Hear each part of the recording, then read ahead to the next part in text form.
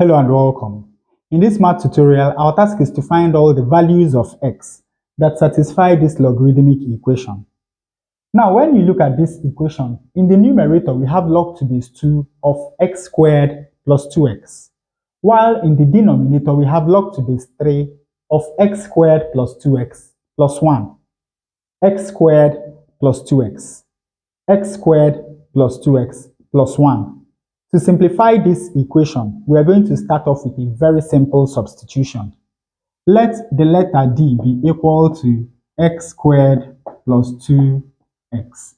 Now, when we rewrite this equation in terms of d, we have log to base 2 of d divided by log to base 3 of d plus 1 is equal to 1.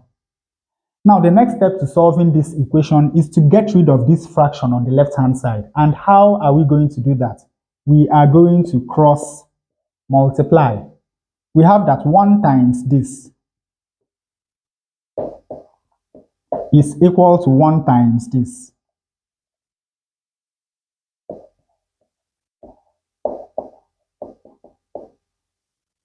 Now, when you look at this equation, it's very easy to see that d equal to 2 is a solution to this equation. Because, of course, when we substitute 2 for d in the left-hand side, we have log to base 2 of 2.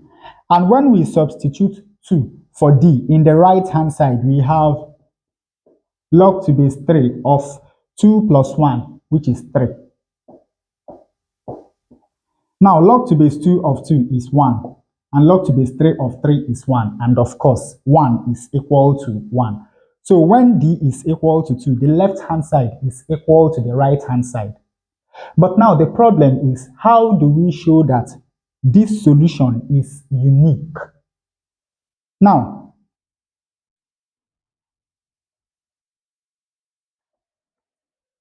to solve this problem, we are going to equate this to k, a constant. So we have that log to base 2 of d is equal to log to base 3 of d plus 1, and this is equal to k. Now, of course, you know that this means that log to base 2 of d is equal to k, and also log to base 3 of d plus 1 is equal to k.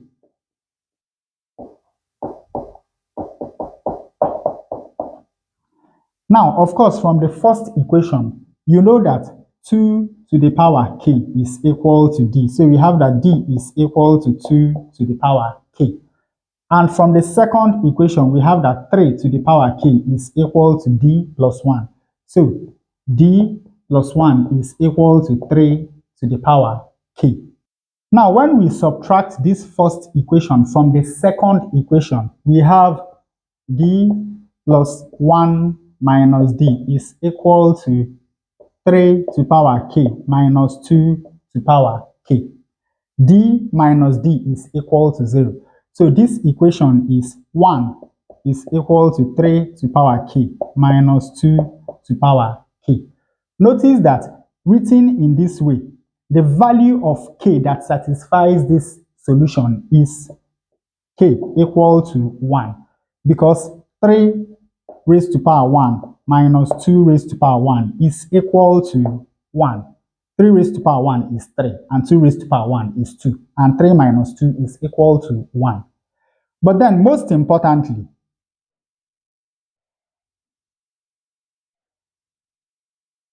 written in this form, we know that this function on the right-hand side is strictly increasing, and it will only meet the point 1 once when k is equal to 1. So that tells us that k equal to 1 is a unique root. And of course, you know that when k equal to 1, we can now find d from this equation, because we have that d is equal to 2 to power k. 2 to power 1, which is equal to 2, which is exactly the original value of d that we calculated. So now that we have found the unique value of d, we know that x squared plus 2x is equal to 2.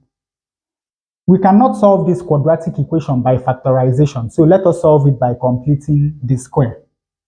Now, to do that, we are going to add the square of half the coefficient of x to both sides of this equation. What is the coefficient of x? It is 2. What is half of 2? 1. What is the square of that? 1 squared.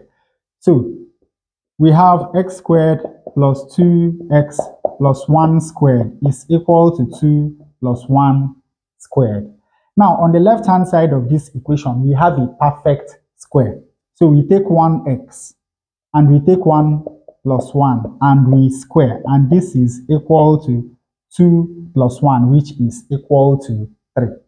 Now, notice that if you expand this bracket, this is exactly what you get.